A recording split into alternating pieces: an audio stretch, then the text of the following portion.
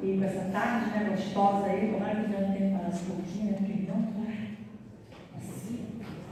Então vamos começar a nossa reunião, a nossa leitura. Senta ali, senta aqui.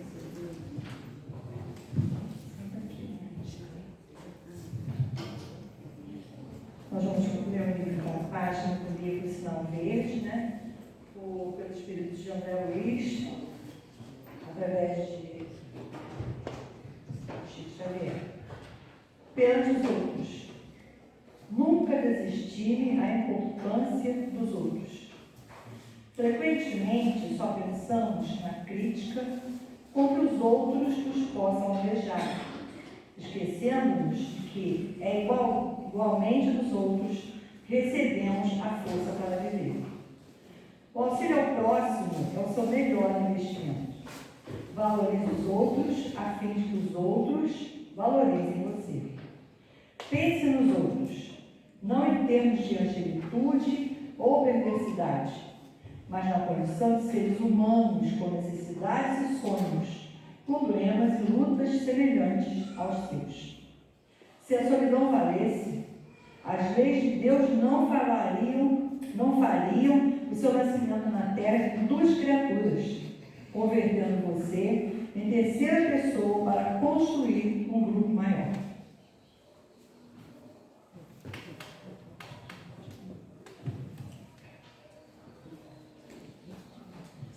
Então, agora vamos elevar nosso pensamento a Jesus, à espiritualidade desta casa, para que possamos ter uma reunião de paz, de harmonia, de ensinamentos e aprendizados, e que nós possamos guardar na nossa memória esses ensinamentos, essas lições. Jesus, aqui estamos, Senhor, rogando a Tua presença, a presença da espiritualidade do Teu nome. Que possamos nessa tarde, Senhor, quando recebemos esses ensinamentos através do nosso irmão Paulo, que traz as suas lições, sabemos, Senhor, colocar um pouquinho dentro do nosso coração, que seja cada dia, que seja cada momento, mas que possamos pensar durante a semana que vai começar, nesses ensinamentos, nas palavras, naquilo que Jesus tanto quer de nós, quer nos amarmos, nos conhecermos e viver em fraternidade. Que a Tua paz, Senhor, possa estar no coração de cada um presente aqui, Senhor. Também aqueles que aqui não estão, Senhor Jesus, nas suas dores, Senhor, nas enfermarias, nos hospitais, nos manicômios, nas penitenciárias, nos orfanatos, nas ruas, nos asilos, enfim, Senhor, onde a dor estiver, daqui nós vamos vibrar, Jesus, para que a espiritualidade possa levar esse carinho a cada coração necessitado. Abençoa-nos, Senhor, que a nossa tarde seja de amor e de paz nesta tarde, permitida pelo Teu amor, Senhor Jesus, e por Deus, primeiramente, por nosso Pai. Que assim seja. Então, agora uma palavra, nosso irmão Paulo, que traz uma importante, tarefa para nós, Allan Kardec, o educador do Cristo, nosso querido Kardec.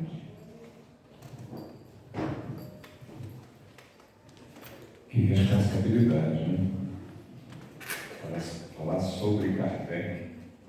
Boa tarde a todos, encarnados e desencarnados, Desde já a gente pede a inspiração da espiritualidade amiga, a vibração também dos nossos amigos encarnados, Para que a gente possa conduzir o estudo da tarde de hoje da melhor forma possível para todos nós. Porque quando eu vi pela direção da casa o tema, a gente é apaixonado por Kardec, A gente que estuda a doutrina há anos e anos, Mas quando eu vi o tema Kardec, ao mesmo tempo que a gente ganha um presente, a gente tivemos uma responsabilidade. Não?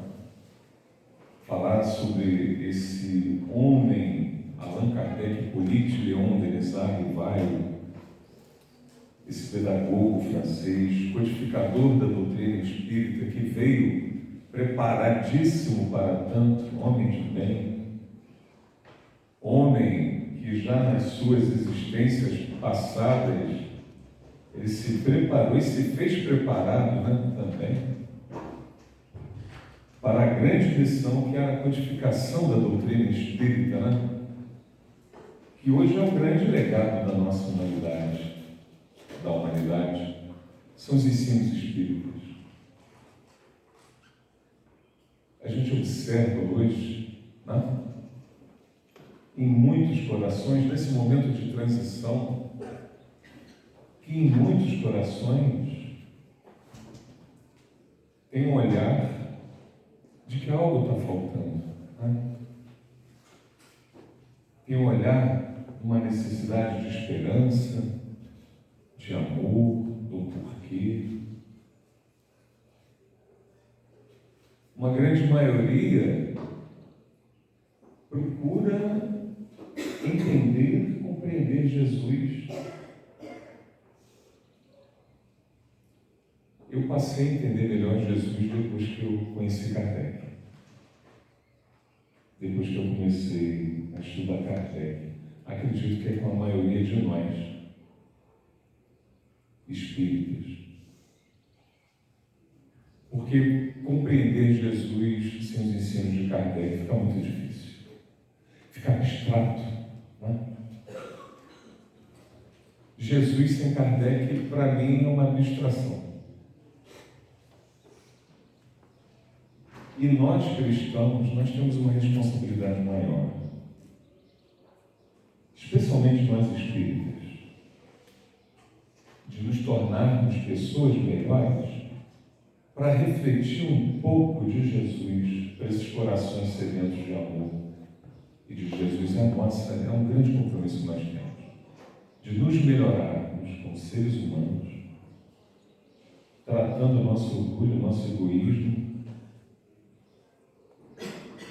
para que a gente consiga refletir, mesmo que palidamente, um pouco Jesus, para esses corações sedentos dessa esperança, desse amor, do porquê. Eu estou muito emocionado, confesso. E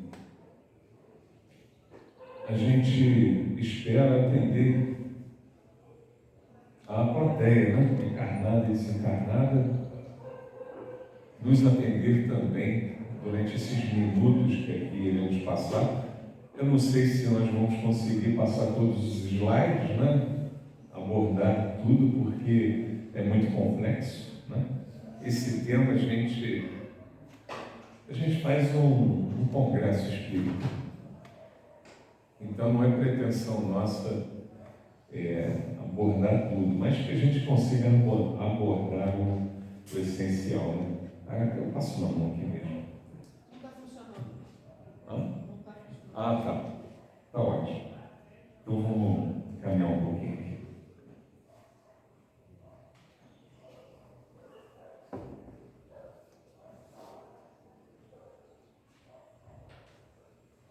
Não repare não, eu fui botando, eu já estou 5 minutos atrasado. Né? Coloco lá 15:05 para a gente não perder a hora, né? Então vamos acelerar um pouquinho. 221 anos ontem completou de renascimento do codificador, né? E o nome de Allan Kardec de batismo foi Hippolyte Léon Denis Rivail. Allan Kardec é um pseudônimo que ele usou, que ele trouxe de uma existência dele muito importante como druida nas Galhas, né, nos Celtas, que hoje é a região da França, se não me falha a memória. E foi uma existência muito importante, onde ele trabalhou muito essa questão da evolução moral, né, do amor, né, da transcendência da vida, das existências, né?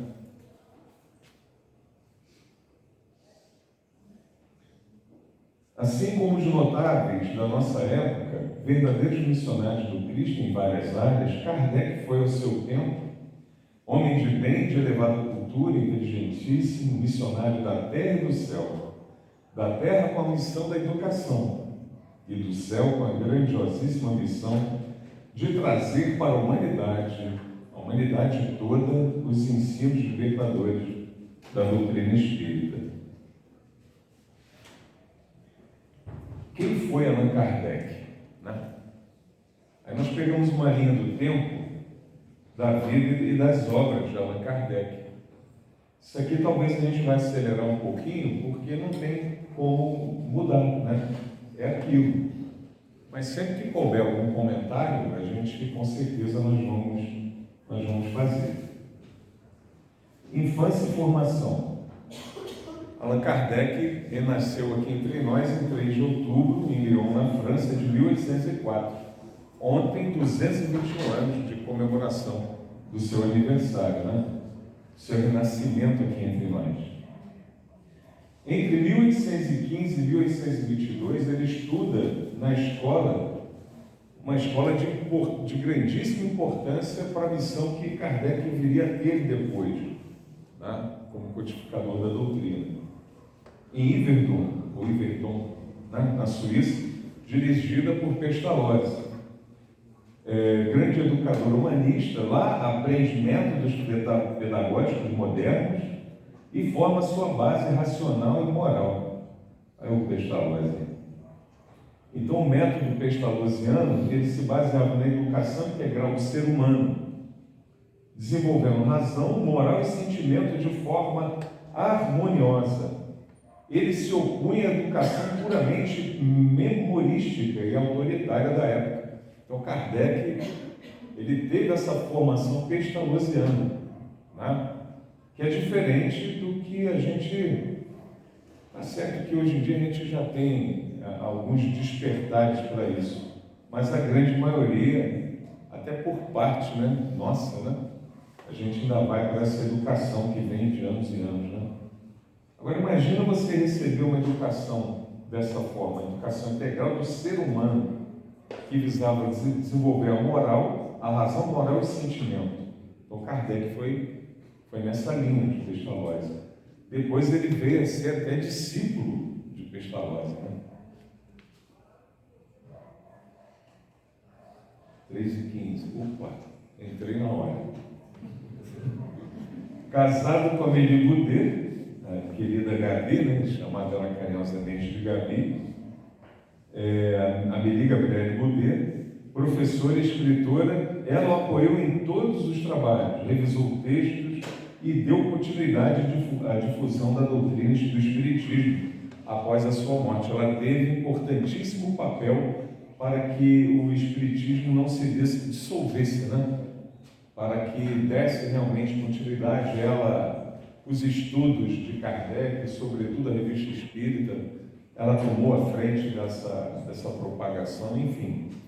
E ela foi muitíssimo importante, não só para a continuidade da doutrina espírita, mas também como apoio moral, apoio como pessoa, né? Ela entendeu grandemente a missão do marido. Tudo foi muito organizado pelo mundo espiritual. Ela, 9 anos mais velha que ele, não tiveram filhos, né? E os filhos, não que os filhos atrapalhem, mas filho dá trabalho, né? É um bom trabalho. Então ele não podia ter filho. Ela um pouquinho mais velha que ele, foi o apoio dele, enfim. E muito, muito importante. A Amélie Boudet é um outro tema que a gente pode até falar, que a vida dela é sensacional também, né? A desencarnação dele se deu em 31 de março de 1869, em Paris. E ele é sepultado no cemitério de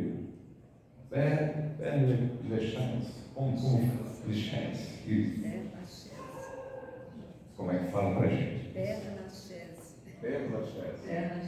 Lachaise, isso aí. Onde seu túmulo se tornou ponto de homenagem anual. muito visitado até hoje, né? 3h20, é bom a gente adiantar um pouquinho, que lá na frente eu tenho certeza que eu vou atrasar. Carreira como educador. Entre 1825 e 1854, de volta a Paris, né? Ele vem da Suíça, ele volta do Instituto de Yverdon e torna-se professor, tradutor e autor de livros didáticos. Publica obras sobre gramática, aritmética e ciências, fundando um pequeno instituto de ensino. É reconhecido por seu trabalho como educador sério e reformista. Falando reformista, ele teve uma existência anterior a Allan Kardec como sacerdote druida, né? Como John Hus, né? Reformista, precursor do protestantismo, né? Olha que interessante, né? E aí começa o início das investigações espirituais, né? Aí nós temos aí as mesas girantes, né? Imagina você, um homem de ciência como Kardec, não aceitava as coisas por falar. Olha, eu fico imaginando Kardec quando recebeu do seu Fortier a informação. Meu amigo, as mesas agora, que na França ocorrido os saraus, né? Em 1850, está aqui, a gente colocou aqui. Então era uma invasão coletiva dos espíritos, os espíritos precisavam mostrar que eles continuavam vivos. E Kardec precisava abraçar a missão dele. Tanto é que depois que ele entende o fenômeno e ele descobre que aquele fenômeno ali era de ordem inteligente, né? Que não era um fenômeno puramente magnético, que ele também, mesmeriano da escola de Mesmer, né? Ele acreditava que o magnetismo poderia mover também os objetos, né? E é possível isso, né? Mas ele ficou cético de início e falou: não, eu não vou lá me divertir, o pessoal vai lá, se não tem uma coisa séria, não tem uma moral, eu não vou. Ele não foi, de início ele não foi, né? Mas o Fortier insistiu para que ele fosse. E aí, em 1854, ele ouve falar desses fenômenos e decide estudá-los com método científico. Durante uma conversa com o seu Fortier, como a gente está falando agora, né? Conhecido de Kardec, acredito que até amigo dele, e estudioso do magnetismo animal. Comentou com ele sobre esses fenômenos. Deixa eu avançar aqui. Fortier disse: olha que interessante, aí vai, as mesas não apenas giram, mas também respondem perguntas. Teve uma sessão que Kardec ficou impressionado, porque os espíritos adivinharam, as mesas, né? Entre aspas, adivinhou o pensamento dele. Ele estava fazendo alguns questionamentos, né? E aí ele recebeu a resposta, e a partir disso, então, ele começou a se interessar e a estudar os fenômenos. Aí Kardec colocou, como homem de ciência e raciocínio, reagiu com ceticismo, como a gente falou, né? Acreditarei quando vir e puder provar que uma mesa tem cérebro para pensar e membros para sentir. Né? O Sr. Fortier insistiu. Mesmo assim, integrado, enfim, ele decidiu investigar o assunto pessoalmente. Entre 1855 e 1856, começa suas observações e anotações sistemáticas sobre as comunicações dos espíritos recebidas por médiuns.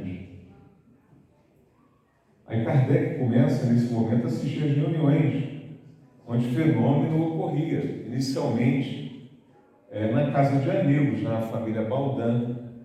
Parece que a família Baudin tinha duas filhas médiuns, dos seus 12, 14 anos, se não me falha a memória, e com a senhora Planey Maison, né? Ali ele observou o quê? As respostas não dependiam do pensamento dos participantes. Ele pensou e obteve a resposta, né? Aí ele continuou. As mesas serviam apenas de instrumento físico. Que trabalho no início, imagina? A mesa tinha que flutuava, aí eles codificaram, não, assim vai ser uma batida, não vai ser duas. E tinha as pancadas também com as letras do alfabeto, imagina, chegar na letra Z. Não é? Depois foi melhorando, foi tendo outras técnicas, a mesinha de vinho, que ela amarrava, para ver as publicações, amarrava um lápis na ponta, e a cestinha ia lá escrevendo, enfim, né? Então, aqui. As comunicações provinham de inteligências invisíveis e se identificavam como espíritos. Os espíritos que viveram na Terra estavam falando para Kardec, a gente continua vivo. A vida continua, e é o que Kardec procurou a existência dele toda. Né? A morte não existe. Essas respostas eram dadas por batidas, sim ou não, movimentos da mesa e mais tarde por escrita direta, através de médiums, né? Aí os espíritos usando a mão, o braço do médium como um apêndice, para poder, a psicografia que nós temos hoje, né? Hoje não. Hoje é muito comum também a psicofonia, né? Os espíritos falam através dos nossos órgãos da fala. Eles não incorporam, apesar da gente às vezes falar em incorporação, né? Mas não é certo. Eles falam pelos nossos órgãos da fala. Né? O método, ao contrário dos curiosos da época, Kardec, agora eu estou muito adiantado. Eu já tenho muito. Tinha que ter falado um pouquinho mais antes. Então, o método que ele utilizou nas mesas girantes, né? Ele não aceitava nada sem aliás, na codificação da doutrina, né?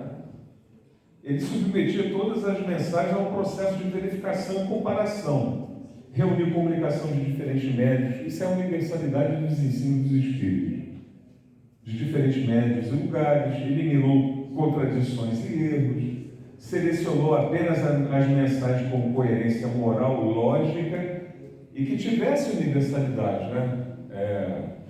De vários pontos, médios de diferentes cidades, de vários pontos, respondendo as mesmas perguntas, dando as mesmas respostas, né? Com coerência. Então, esse foi o método que ele usou. Da importância de Pestalozzi também na vida de Kardec. Então, com isso, ele desenvolveu uma pesquisa científica e filosófica sobre a origem e a natureza das comunicações espirituais. Resultado, nascimento da doutrina espírita.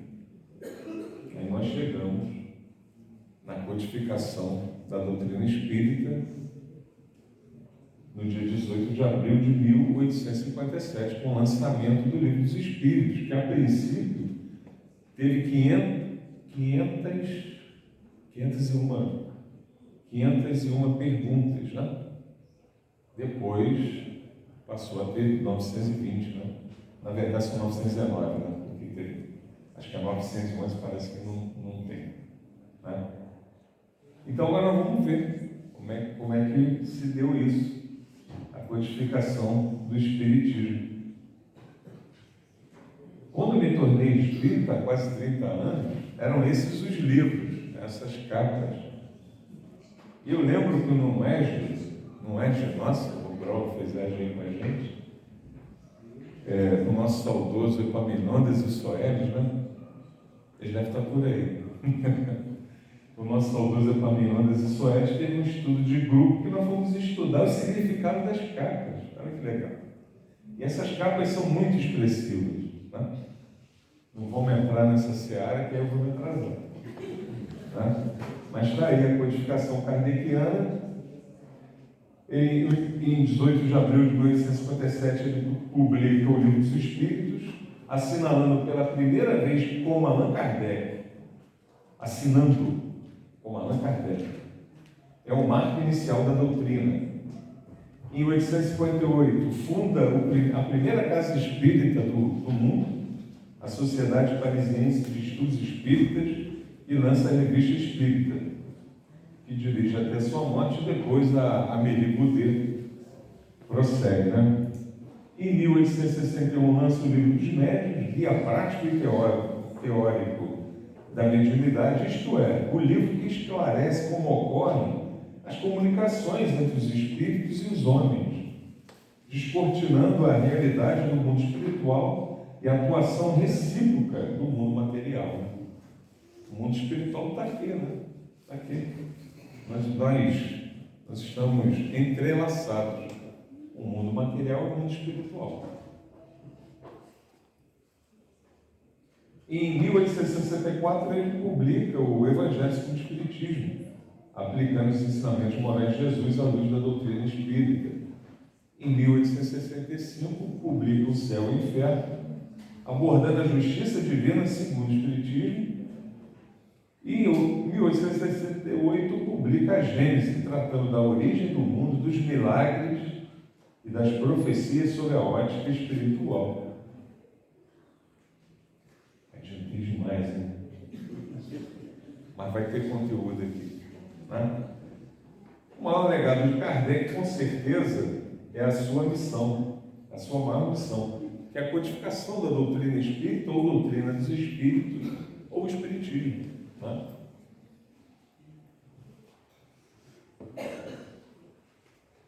Opa!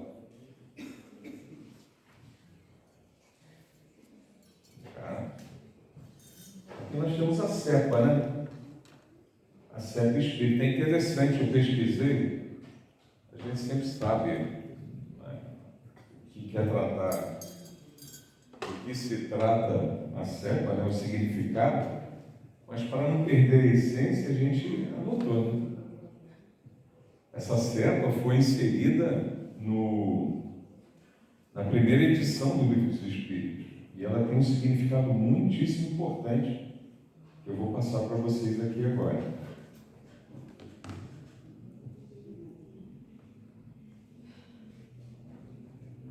Acredito que a maioria já saiba, né?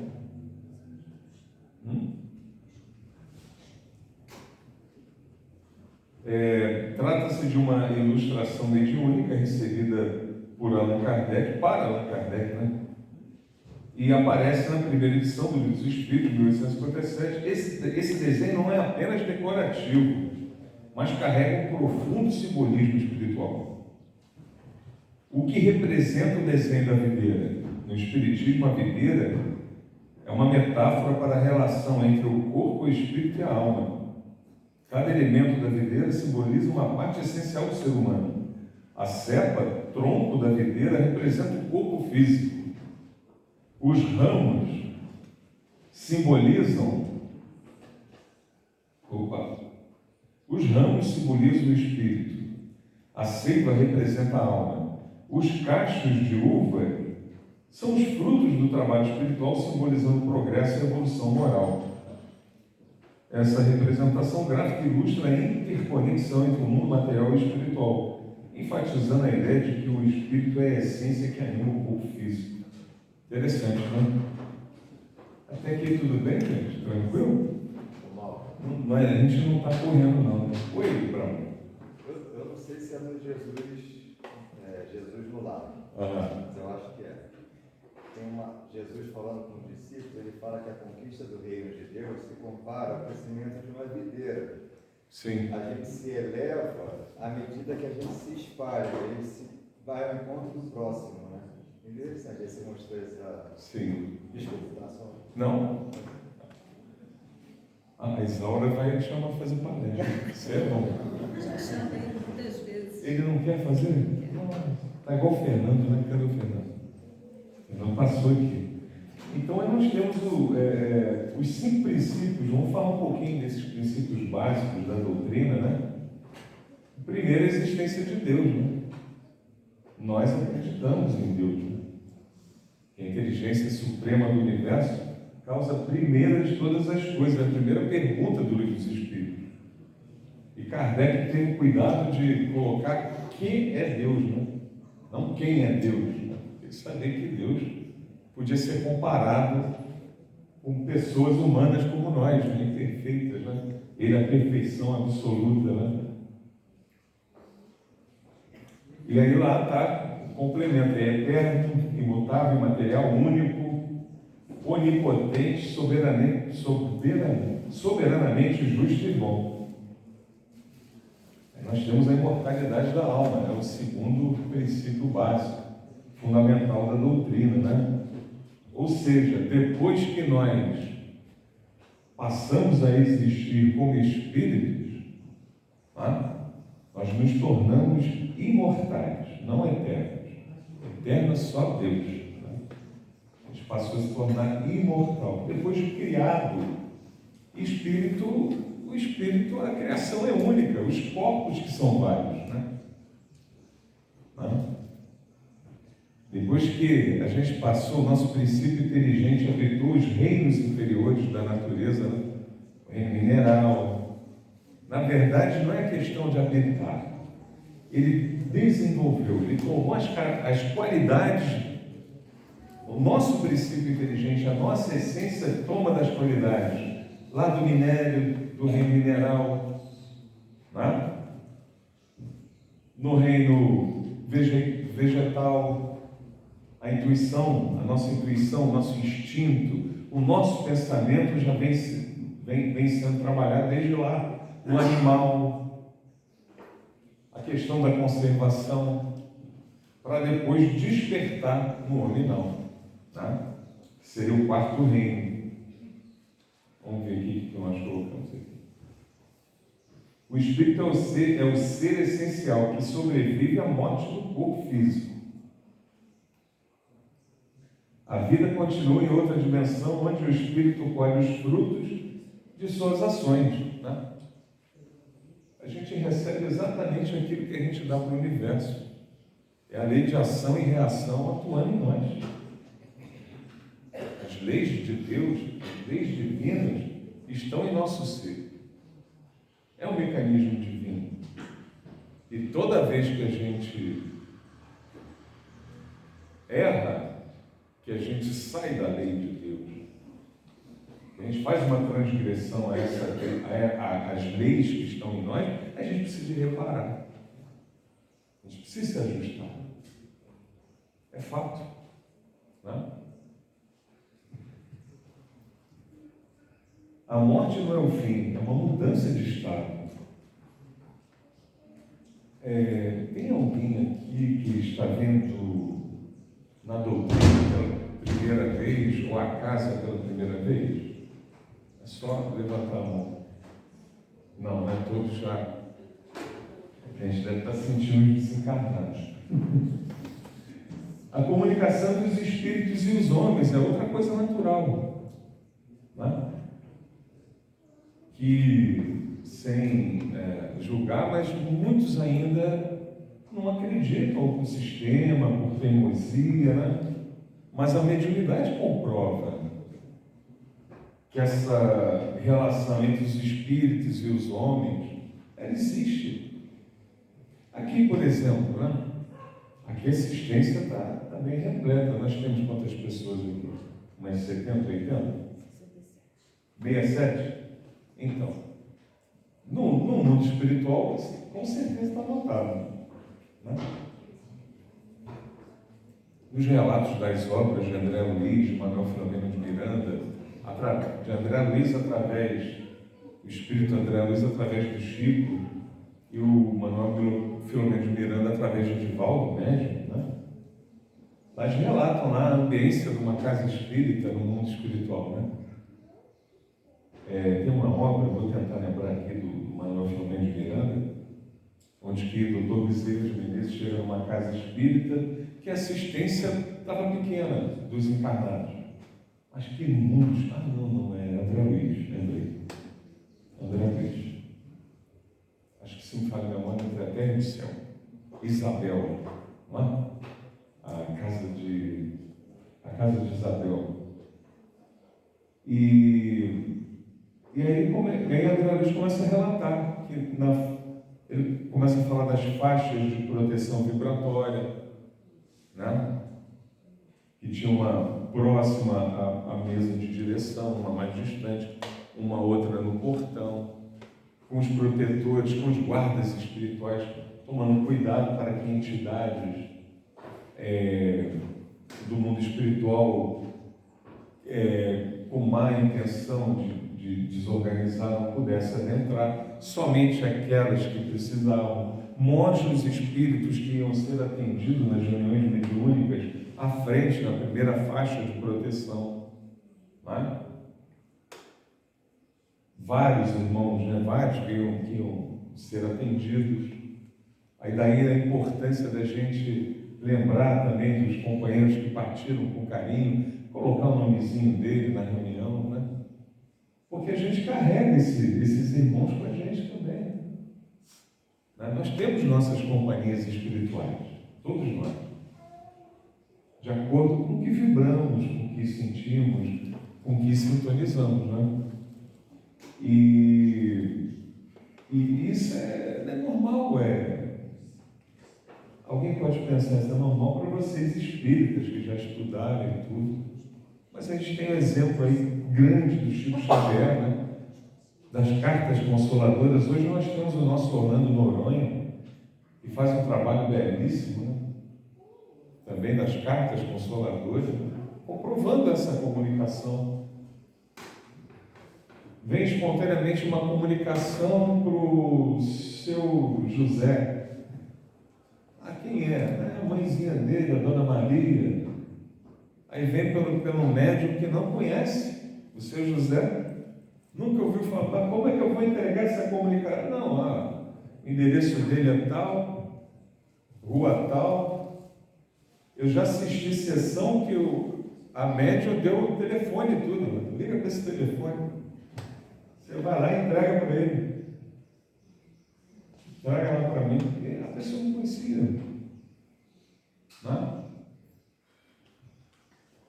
Às vezes, e assim tem que ser, a gente vive no mundo material, a gente precisa dar atenção às coisas daqui, né? Porque senão a gente vai... As coisas do mundo espiritual são tão maravilhosas. Eu no início da doutrina, a minha esposa sempre me chama, volta para a terra, irmão. Senão a gente não vive na terra, né? A gente precisa viver aqui. A gente tem que fazer um equilíbrio, né? Não é só aqui. Tem as coisas do mundo espiritual, tem a nossa espiritualidade, a nossa conexão com Deus. Mas não é só as coisas daqui. Mas é preciso que a gente atenda as coisas da matéria. Isso também, né? A gente tem que fazer esse equilíbrio.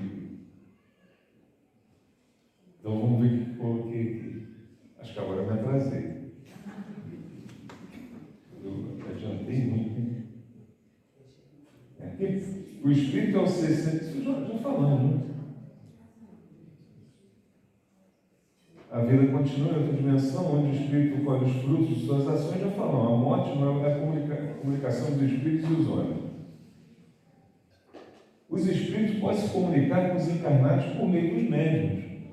Tá? Quem é médium aqui? Levanta a mão. Só isso?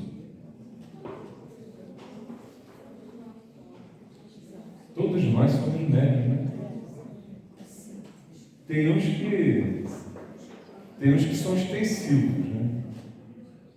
Porque é mais devedor, vamos chamar assim, né?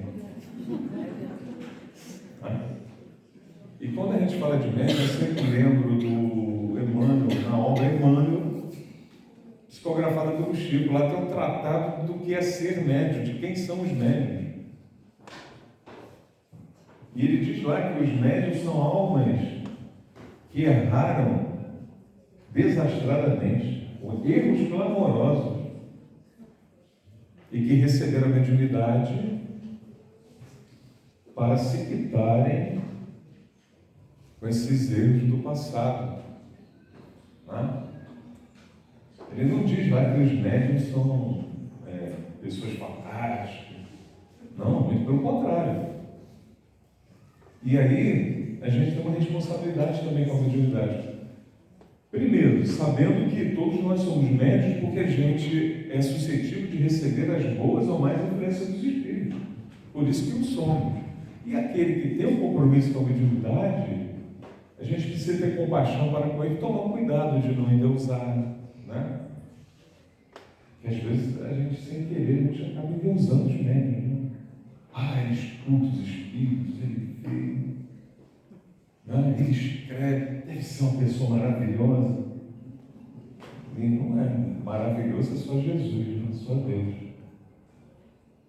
Então a gente tem que ter esse cuidado, orar pelos médios, porque os médios são mais suscetíveis de errar, de se envaidecer e de se perderem, né?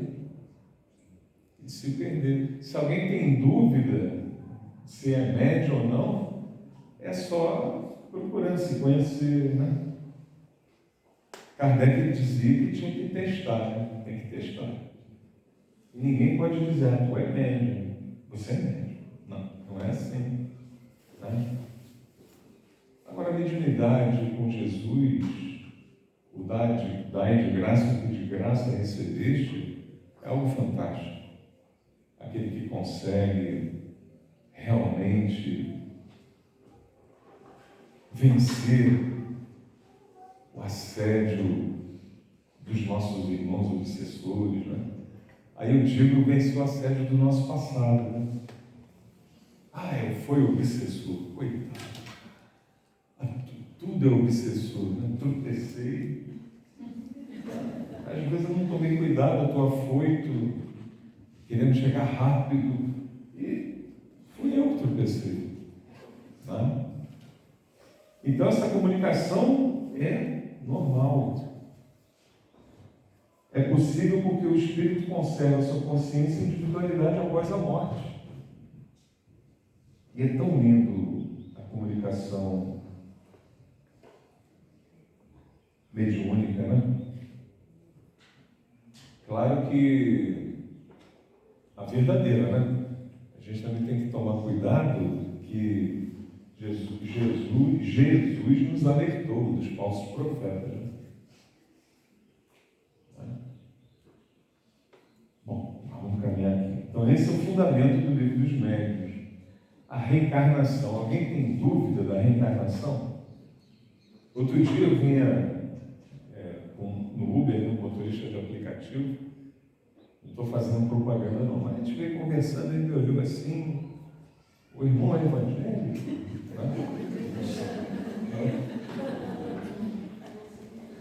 Estou lembrando aqui de um cunhado já desencarnado, quando eu me tornei espírita, ele me chamava de pastor Mauro.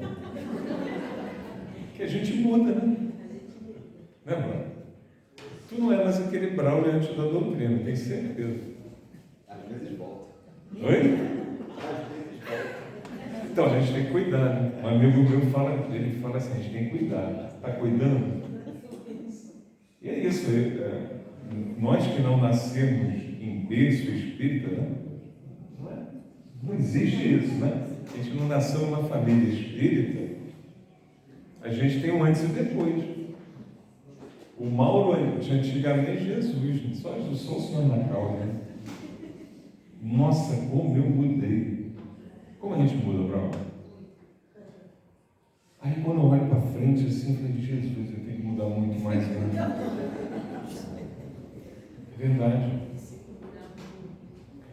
E é por isso que a gente está aqui. E a reencarnação é para isso.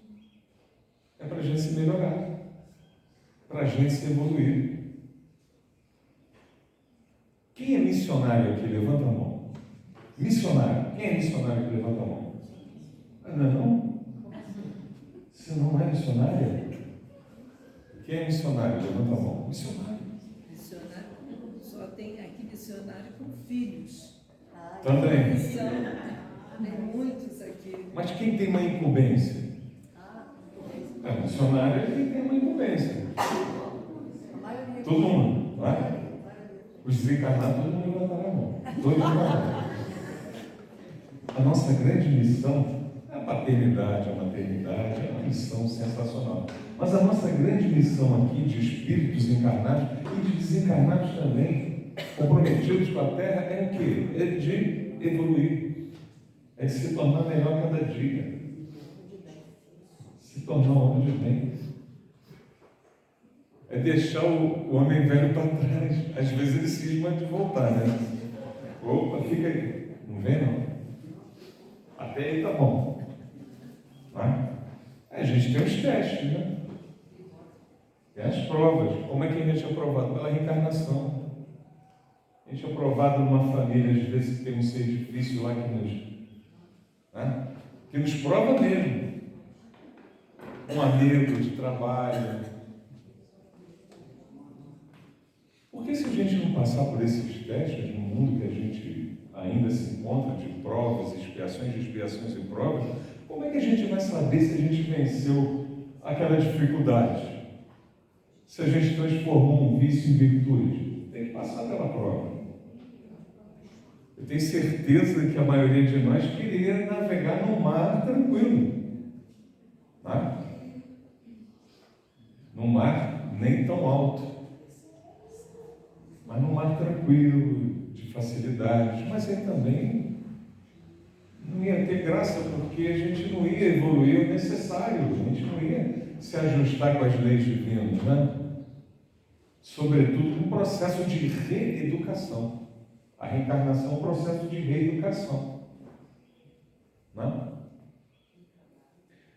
E para pensar, a gente está num planeta tão lindo, né? A Terra é tão linda, né? A Terra é um planeta fabuloso. Ah, mas tem violência, tem isso, tem aquilo.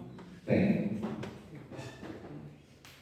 Mas a Terra é uma grande escola de almas. Todos nós somos alunos dessa terra. Só sairemos dessa escola quando a gente aprender a lição. A terra também é um grande hospital de almas. Quem disse isso é Kardec no Evangelho segundo o Espiritismo. A terra é um grande hospital de almas. E o hospital recebe quem está bom? Não, quem está doente. Somos almas ainda, somos seres, espíritos. Temos as nossas doenças. As doenças da alma, né? A Terra é uma grande oficina de trabalho. Olha que bênção. A gente precisa trabalhar. Olha a reencarnação aí. E como oficina de trabalho, a Terra, nós só vamos sair do ciclo das reencarnações sucessivas quando a gente aprender pelo trabalho, pela educação, pela saúde, né?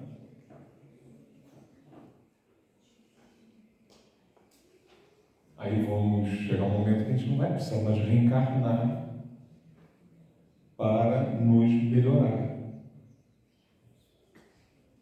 Agora, a Terra também é uma grande prisão, né? A Terra é uma prisão de almas. E nos presídios estão aqueles que cometeram algum delito. E a pessoa só sai do presídio, da cadeia, da prisão, depois que cumpre a sua pena. A Terra é maravilhosa, nós estamos cumprindo a nossa pena aqui. E a gente pode cumprir pelo amor ou pela dor. E a doutrina espírita nos ajuda a cumprir a nossa pena espiritual, podemos dizer assim, pelo amor, pelo entendimento, pela compreensão.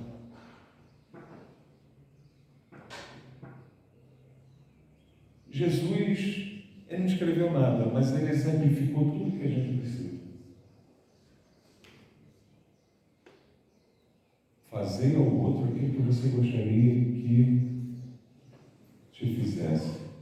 Isso é profundo, não é? Se no relacionamento com essas pessoas difíceis que estão conosco na nossa reencarnação, se a gente vai fazer alguma coisa para com ele, está na dúvida, se coloca no lugar dele, em qualquer momento se coloca no lugar. Eu no lugar daquela pessoa, gostaria que fosse feito isso para mim? Se teve dúvida, não faça. A Ação e reação. As leis divinas estão onde? Em nós. Né? Um dia isso vai ser puro, isso vai ser automático. Nós não vamos colocar na balança, né? Pesar o que é bom para mim, o que não é. Aí eu lembro do homem de bem, do Evangelho segundo o Espiritismo também. O verdadeiro homem de bem é que cumpre a lei de amor, justiça e caridade. Não tem lá os ensinos? Tem uma parte que ele diz que o verdadeiro homem de bem é aquele que sacrifica a sua vontade à justiça. Olha só como isso é profundo. Né? Às vezes a nossa vontade mexe com a nossa família, com nossos filhos, mas não está certo. Não é justo. E aí? Não é? A gente tem muito que aprender. E a gente tem muito a que absorver da doutrina espírita. A gente tem muito que agradecer. A melhor forma que nós temos de agradecer a Kardec por todo o legado que ele nos deixou da doutrina espírita é a gente procurando se melhorar cada dia. É a gente procurando atender a nossa missão de ser um homem de bem, de buscar esse homem de bem. E aí buscar um homem de bem requer a gente ter paciência com aquele que não gosta da gente, amar os nossos inimigos. Né? Isso não quer dizer que a gente vai amar o nosso inimigo, que eu vou ter o mesmo amor, o mesmo carinho com ele, como eu tenho para algum amigo. Não. Né? Mas não devolver o mal com o mal já é um avanço.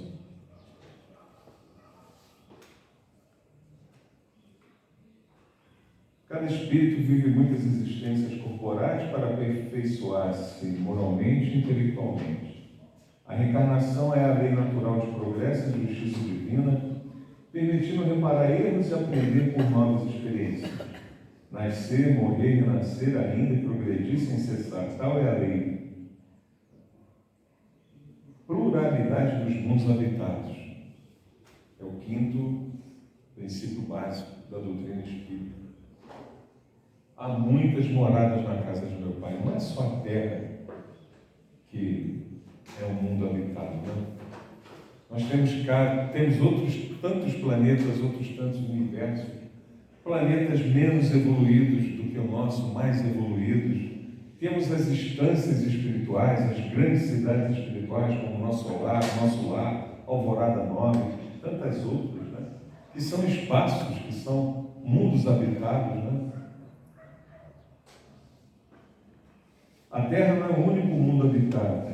Existem outros planetas e dimensões com diferentes graus de evolução física e moral. O universo é um grande campo de progresso dos espíritos. O Espiritismo ensina que o ser humano é um espírito mortal em evolução, vive várias existências para aprender, reparar, progredir, sobretudo reeducar-se, está sujeito às leis divinas de causa e efeito. A verdadeira felicidade depende da elevação moral do amor e do amor ao próximo. Filosofia, ciência e moral. Kardec definiu o Espiritismo como uma ciência que trata da natureza, origem e destino dos espíritos, bem como de suas relações com o mundo corporal. E também o Espiritismo, ao mesmo tempo, ciência de observação e doutrina filosófica, e suas consequências morais decorrem naturalmente das leis que revelam. O Espiritismo também é uma religião. Eu acho que acabou.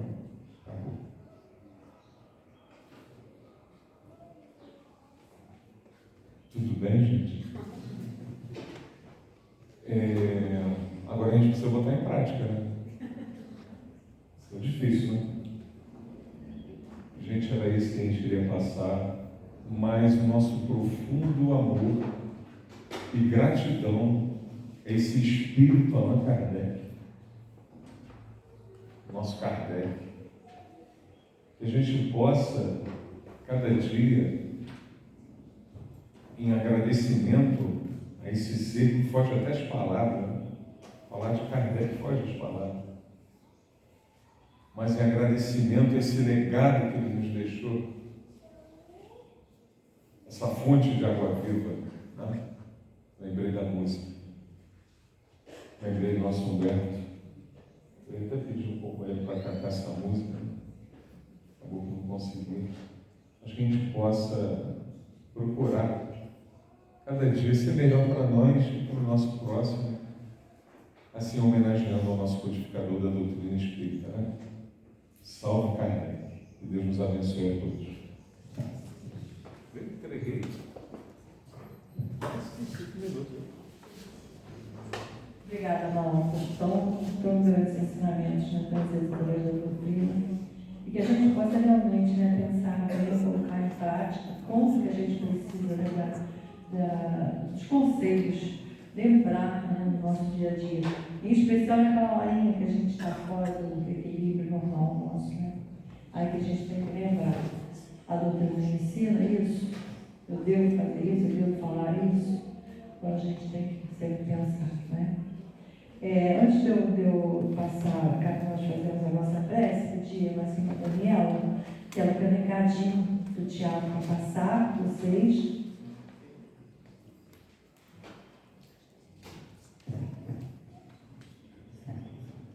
Boa tarde a todos. É uma alegria convidá-los para a nossa apresentação do Dia das Crianças. Vai ser a peça chamada Luz Encantada, texto de Clara Gomes. Um elenco de evangelizadores e outros trabalhadores aqui da casa, onde eu me incluo, e eu espero que vocês gostem. A estreia na quarta-feira agora, dia 8, às 8 da noite, e a gente vai ter exatamente daqui a uma semana, no dia 11, às 3 da tarde. Vou até adiantar isso, né? Tanto que a palestra da semana que vem vai ser às 4h30, tá? Aí depois a Maria Luísa vai falar um pouquinho mais. Então estão todos convidadíssimos. E, gente, o texto eu acho que é tão bom e é tanta alegria que serve para todas as crianças de todas as idades. Tá bom? Boa tarde, obrigada. Todos nós temos um pouquinho de criança, né? Graças a Deus, né? E, então, após essa peça no sábado, no dia 11, nós teremos o nosso irmão, professor César Reis, que vai fazer palestras 16 horas e 30 minutos. Não percam, vale muito a pena. Ele é um grande professor, uma pessoa que deixa sua mensagem importantíssima para todos nós. Então, vamos fazer nossa prece, agradecendo a todas as pessoas que estão presentes, aos nossos também desencarnados, né, que estão presentes também. Vamos fazer a nossa prece. Mestre Jesus, como te agradecemos, Senhor, por tão lindas lições trazidas pelo nosso irmão, lições do nosso querido Kardec, esse espírito que trouxe essa codificação para que nós possamos, Senhor, através do estudo, através desses ensinamentos, fazer a nossa elevação espiritual um pouquinho de cada vez. Como agradecemos, Jesus, a esses espíritos abnegados, companheiros de sempre das nossas vidas. Que eles tenham, Senhor, de Deus, a bênção sempre da luz verdadeira do plano espiritual. Te agradecemos, Jesus, por essa tarde de ensinamentos, de tão boas palavras e tão bom astral aqui presente, a vibração maravilhosa que nós sentimos aqui, dessa espiritualidade que sempre nos acompanha. Que possamos continuar, Senhor, pedindo também, Jesus, que abençoe a toda a água que está lá disponível aos nossos irmãos, a todos nós, para que elas recebam o remédio necessário a cada um, porque a espiritualidade conhece aquilo que cada um vai deixar em seu pensamento na hora de tomar essa água. Também os nomes que estão aqui no nosso cestinho, Senhor, que a espiritualidade com certeza já recolheu e já sabe o problema de cada um, e todos serão assistidos e auxiliados. Só temos a agradecer tudo, Jesus, dessas bênçãos maravilhosas que vêm do céu para todos nós. Que Deus, nosso Pai, nos abençoe a todos e que a tua bênção, Senhor Jesus, se espalhe pela humanidade inteira. Que assim seja. Graças a Deus. Agora nós vamos passar para a palavra